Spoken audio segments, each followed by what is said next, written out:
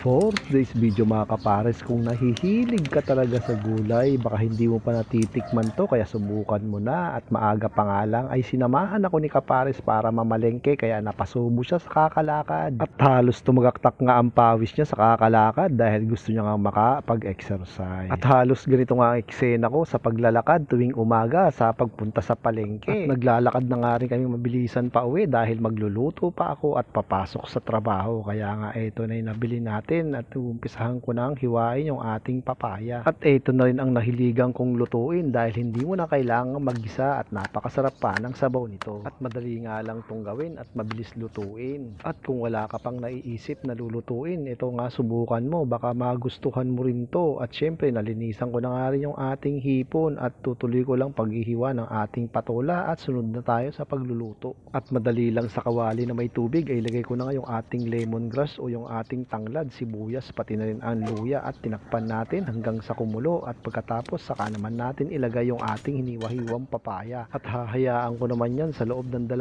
minuto at pagkatapos saka ko naman ilalagay yung ating sitaw pati na rin yung sahog natin na hipon at pagkatapos saka natin timplahan yan ng patis.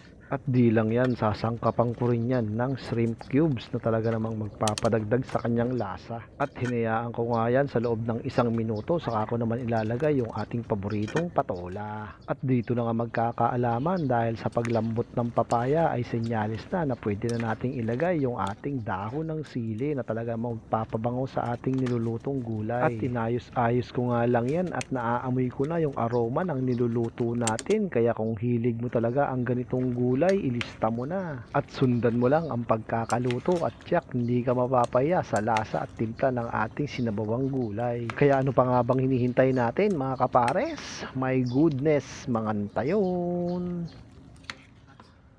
Tayo mga pares.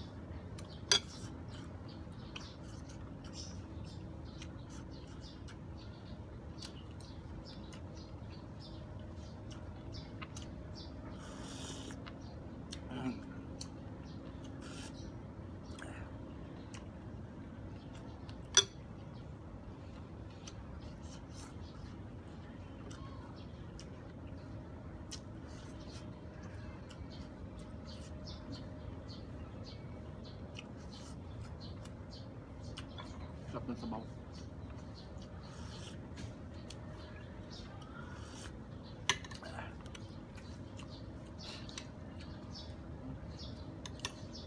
Ang bango ng daon ng sili.